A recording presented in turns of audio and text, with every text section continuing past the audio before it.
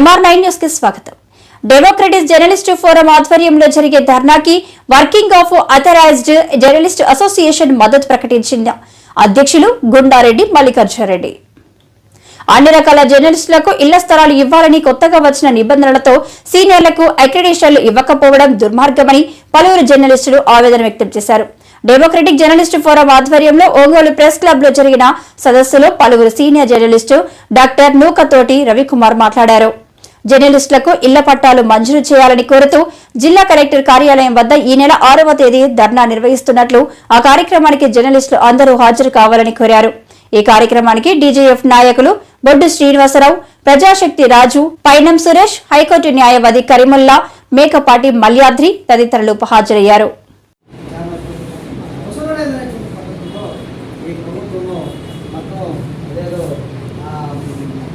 చాలా మంది చిన్నవాళ్లే.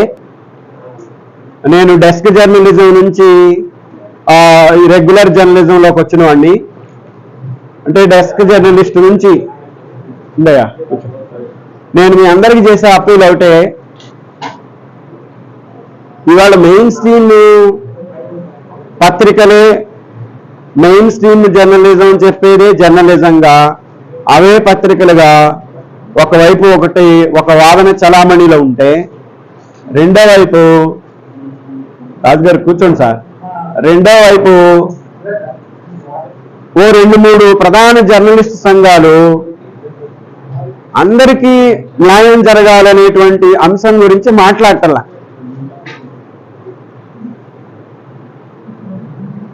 ఇంకోటి, తిన్నోడే తింటాం, బతికినోడే బతకడం, మిగిలినోడు చావడం. ఇదేం న్యాయం డెమోక్రసీలో? ఇప్పుడు 75 ఏళ్ళు స్వర్ణోత్సవాలు జరుపుకుంటున్నాం మనం. ఇవాళ నాకు తెలిసిన చాలా మంది సీనియర్ జర్నలిస్టులు ఉన్నారు ఇక్కడ. 25 ఏళ్లుగా అక్రిడిటేషన్ తీసుకున్న వాళ్ళు ఉన్నారు. ఇటీవల జర్నలిస్టు అక్రిడిటేషన్ దాంట్లో నిబంధనలు సవరించిన తరువాత చాలా మంది అక్రిడిటేషన్లు కోల్పోయారు. ఒకటి, ఉన్న కొద్ది అక్రిడిటేషన్లు కూడా ఇందాక చెప్పినట్టు మనవాళ్ళు అయితే మొదటి బంతిలో వాళ్ళకి అక్రిడిటేషన్ ఇవ్వడం, మనవాళ్ళు కాని వాళ్ళని ఆ పక్కన పెట్టారు. నేను ఇప్పుడు ఎందుకు అసలు ఈ ధర్నా ఉద్దేశం ఏంటంటే, చాలా మంది సీనియర్ జర్నలిస్టులు, చాలా మంది అర్హులైన వాళ్ళు ఇప్పుడు అవకాశం కోల్పోతున్నారు. చూడండి, ఇన్నేళ్ల జర్నలిజంలో మనం సాధించగలిగేది గవర్నమెంట్ ఇచ్చిన దాంతోనే, అదొక్కటే మనం కుటుంబానికి ఇవ్వగలిగేది. అది కూడా ఇప్పుడు రాకుండా చేస్తున్నారు. రేపు 6వ తేదీన ధర్నా చేస్తున్నాం కలెక్టర్ ఆఫీస్ దగ్గర. అట్లాగే 6వ తేదీ లోపల మనం పిల్ కూడా వేయబోతున్నాం. ఇప్పుడు మనోడు హైకోర్టు అడ్వకేటు కరీముల్లా గారు కూడా మనతో జాయిన్ అవుతారు. ఎట్టి పరిస్థితుల్లో 6వ తేదీ లోపల మనం పిల్ వేస్తే 7-8 తేదీల్లో మనకి అది కోర్టు బెంచ్లోకి వచ్చి ఈ జీవోని ఆపుతుంది.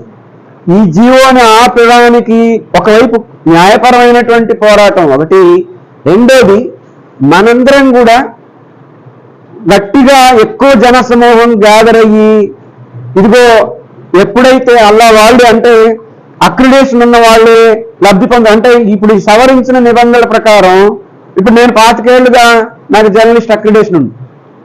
సవరించిన నిబంధనల ప్రకారం నాకు ఫ్రీలాన్స్ కూడా ఇస్తా ఉన్నారు. నాకు ఫ్రీలాన్స్ కూడా నేను ఎలిజిబిలిటీ ఉంది. నాకు బయలైన ఆర్టికల్స్ చాలా వస్తాయి, నాకు ఫ్రీలాన్స్ కూడా ఉంది. కానీ నేను ఒక పత్రికలో చేస్తున్నప్పుడు నాకు ఫ్రీలాన్స్ ఎందుకు పెట్టడం మెయిన్ కారణం ఏంటంటే, అంబేద్కర్ రాజ్యాంగం ప్రకారం బోధించు, సమీకరించు, పోరాడు. జర్నలిస్ట్ వృత్తిలో ఉన్న ఎవరైనా సరే అన్యాయం జరిగితే అన్యాయం కోసం పోరాడడం ఉద్దేశం మీద పెట్టాము. ఈరోజు జర్నలిస్ట్ వృత్తిలో 25 సంవత్సరాలు 30 సంవత్సరాలు పనిచేసే వాళ్ళకి కూడా సాధించింది ఏళ్ళని లెక్కేసుకుంటూ ఏమీ లేదు. చెప్పుకోవడానికి నేను రిపోర్టర్ని, జర్నలిస్ట్ అని చెప్పుకుంటారు తప్ప ఇంటికి పోతే చిరిగిపోయిన సొక్కాలతోనే దొరుకుతారు. బయటకు వచ్చి కళ్ళన్నట్టు గొడ్లేసుకుని వస్తారు. తల్లిదండ్రులు ఏదో సంపాదించిన దాన్ని పెట్టుకుని ఒక్కసారి జర్నలిస్ట్ వృత్తిలోకి వచ్చిన తర్వాత బయటికి పోవాలంటే పోలేని పరిస్థితి. ఇది ఒక బానిస. అట్లనే ఈ ఫీల్డ్లోకి వచ్చినట్టు బయటికి పోలేము, ఈ ప్రొఫెషన్ వదిలిపోలేము. నేను ఈ డెమోక్రటిక్ జర్నలిస్ట్ ఫోరం పెట్టిన కారణం ఏంటంటే, ఈరోజు అక్రిడిటేషన్ విషయమే కాదు, జర్నలిస్టులు హక్కులు కంప్లీట్ కాల్ రాస్తున్నాయి. ఏ అసోసియేషన్కి సంబంధం లేకుండా, అసోసియేషన్కి అతీతంగా జర్నలిస్ట్కి ఏ అన్యాయం జరిగినా దాన్ని ఫైట్ చేయడానికి ఈ ఫోరం అనేది పెట్టడం జరిగింది. ప్రధానంగా ఈరోజు ప్రెస్ క్లబ్ ఈ కార్యక్రమం ఏర్పాటు చేయడానికి తోటి జర్నలిస్టులు, చిన్న పత్రిక కానీ, స్థానిక పత్రికలు కానీ, యూట్యూబ్ వెబ్ ఛానల్ ఎవరైనా సరే ఈ ప్రొఫెషన్ లో నడుపుతున్న కనీసం 3-4 సంవత్సరాలు లోకల్ కేబుల్ దరిద్రం. ఉదయం వేస్తే సాయంత్రం దాకా కలెక్టర్లు, మంత్రులు అందరూ ప్రోగ్రాలు కవర్ చేస్తారు. కనీసం ఒక అక్రిడేషన్ తీసుకోవడానికి కూడా అది అనర్హులుగా ప్రకటించింది.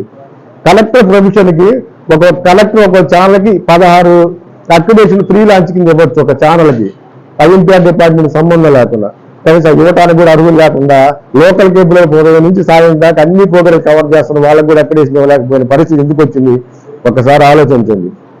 ఇళ్ల స్థలాలు అనేది అక్రిడేషన్ అనేది ప్రామాణికం కాదు. గవర్నమెంట్ సెక్టార్ ప్రకారం ఒక ప్రొఫెషనల్ అంటే ఒక ఛానల్లో పనిచేసే వాళ్ళకి అక్రిడేషన్ ఎందుకు ఇస్తారంటే, మా ఛానల్లో ఇతను పనిచేస్తున్నాడు కాబట్టి గవర్నమెంట్ నామ్స్ ప్రకారం అక్రిడేషన్ ఒకటి ఇస్తారు. ఆ ప్రామాణికం దేనికి? ఇతను ఎక్కడికి వెళ్ళినప్పుడు నువ్వు ఎక్కడ పని చేస్తారని చూపించుకోవడానికే పనిచేస్తుంది. ఇప్పుడు ప్రొఫెషన్ ఏం తెలుసా? బస్ పాస్, ట్రైల్ పాస్ తప్ప దేనికి మనకి అక్రిడేషన్. ఈ రెండింటికే ఉపయోగపడేది అక్రిడేషన్. నువ్వు ఈ సంవత్సరాలు పని చేస్తున్నావు, ఒక విషయం తెలిసినప్పుడు దాన్ని పబ్లిక్ చేసేది నువ్వు, ఎనాలిసిస్ చేసేది నువ్వే, ప్రజలకు డెవలప్మెంట్ చేసేది, ప్రజలకు ఎనాలిసిస్ చేసి ప్రజలకు అన్ని విధాలుగా సహకరించేదే రిపోర్ట్. కానీ ఈరోజు పరిస్థితి ఎట్లా ఉందంటే దరిద్రంగా తయారైంది. అసోసియేషన్లని, యూనియన్లు పెట్టుకున్న తర్వాత విభజించు, పరిపాలించు, పాలించేసి మనకున్న హక్కులను కూడా పూర్తిగా డైవర్ట్ అయిపోతుంది. ఇప్పటికైనా మేలుకుందాం. అక్రిడేషన్ ప్రామాణిక సంబంధం లేకుండా ప్రతి ఒక్కరు పనిచేసే ప్రొఫెషన్లో ఉన్న కనీసం 3-4 సంవత్సరాలు పనిచేసే వాళ్ళు ఉన్నారు, 25 సంవత్సరాలు పనిచేసే వాళ్ళు ఉన్నారు. ఇప్పుడు ఒక్క నిమిషం ఆలోచించుకోండి. మీరు పెద్ద పత్రికలకు మన అక్రిడేషన్లు ఇచ్చారు. 25 సంవత్సరాలు పనిచేసిన జర్నలిస్ట్ మటుకు మెయిన్ తీసుకోలేదు. కొత్త వాళ్ళకి ప్రిఫరెన్స్ అక్రిడేషన్ ఇచ్చారు. 25 సంవత్సరాలు పని ఫ్రీ లాంచ్ కింద ఇచ్చారు. అంటే అక్కడ కూడా కోతే. ఇక్కడ 25 సంవత్సరాలు పనిచేసిన అడుగుడు రేపు ఇళ్ల స్థలాలకి ఫ్రీ లాంచ్ తీసుకునే వాడికి ఏమొచ్చింది? ఫ్రీ లాంచ్ అని ఒకటి పెట్టి చిన్న పత్రికల్ని, వెబ్ ఛానల్ని, లోకల్ కేబుల్ కోత చేయడానికి ఇది ఒక రాజకీయ కోణం అంటే ఆలోచించుకోండి. మేమేదో స్వార్థపోతంగా ఏదో చేద్దామనే ఉద్దేశం కాదు. ఎవరైతే టౌన్గా జిల్లా మొత్తం ఎవరైతే ప్రొఫెషన్ లో పనిచేస్తున్నారో ప్రతి ఒక్కరికి అక్రిడేషన్ ప్రామాణికం లేకుండా ఇళ్ల స్థలాలు మంజూరు చేయాలి. చేసిన దాకా అందరం కలిసికట్టుగా పోరాడదాం.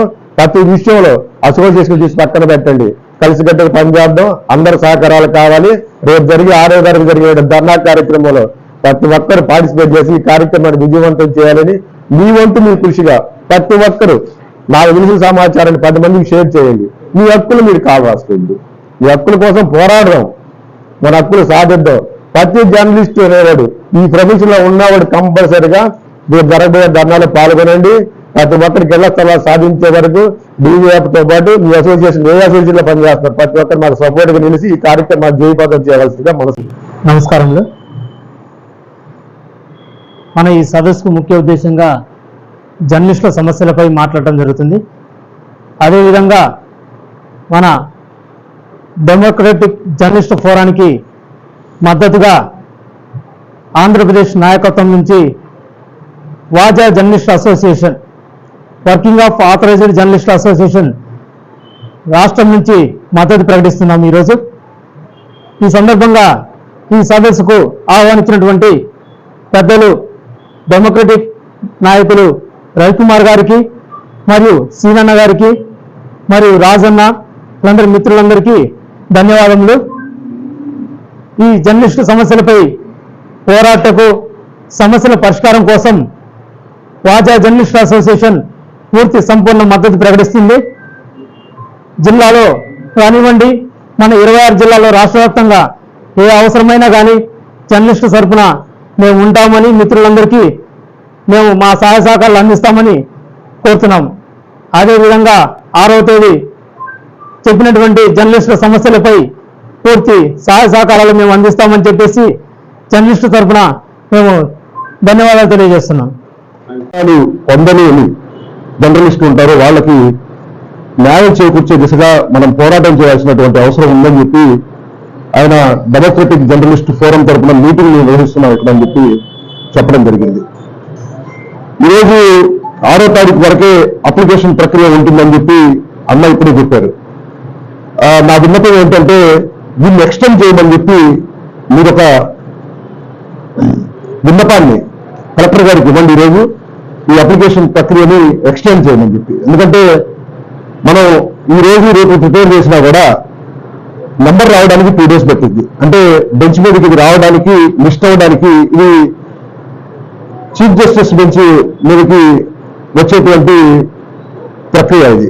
కాబట్టి మీరేంటంటే ఈ యొక్క అప్లికేషన్ తీసుకునేటువంటి ప్రక్రియని ఎక్స్టెండ్ చేయమని చెప్పి ఒక అర్జీని ఇవ్వండి. ఆ అర్జీని కూడా మనం కోట్ చేద్దాము.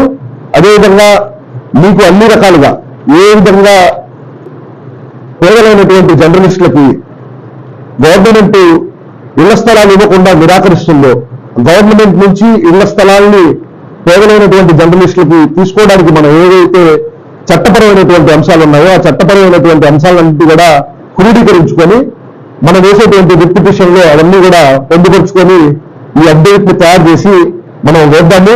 దీనికి అయ్యేటువంటి సాధక బాధకాలు, ఖర్చులన్నింటి కూడా మీ అందరి తరఫున నేను స్వయంగా భరిస్తానని చెప్పి, దీంట్లో మీరు ఎటువంటి ఖర్చు పెట్టాల్సినటువంటి అవసరం లేదని చెప్పి నేను తెలియజేస్తూ, ఈ డెమోక్రటిక్ జర్నలిస్ట్ ఫోరం తరఫున ఈ పిటిషనర్ గా ఉంటారు. అదేవిధంగా దాన్ని రిప్రజెంట్ చేస్తున్నటువంటి బాడీ ఎవరైతే ఉన్నారో వాళ్ళు పిటిషనర్స్ గా ఉంటారు.